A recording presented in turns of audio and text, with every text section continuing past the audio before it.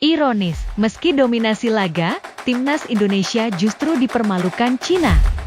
Timnas Indonesia sejatinya mendominasi pertandingan ketika melawan Cina di lanjutan grup C kualifikasi Piala Dunia 2026 zona Asia, Selasa, 15 Oktober 2024.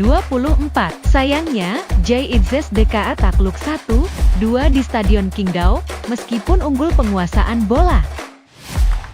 Di babak pertama, pelatih Shin Tae-yong merombak starter saat melawan Bahrain, namun berjalan tak efektif. Blunder di babak pertama membuat Cina menceploskan 2 gol. Gol pertama tuan rumah terjadi di menit 21 akibat Saint Petinama yang kurang teliti. Niat agar bola keluar, malah dicuri pemain Cina dan jatuh di kaki Behram Abdulli yang mencocor bola ke gawang Marten Paes. Kemudian, gol kedua lahir di menit 44 juga akibat kurang telitinya Miss Hilges yang menjaga pergerakan striker Zhang Yuning. Zhang berdiri bebas saat menerima umpan terobosan dan langsung menghukum gawang Indonesia.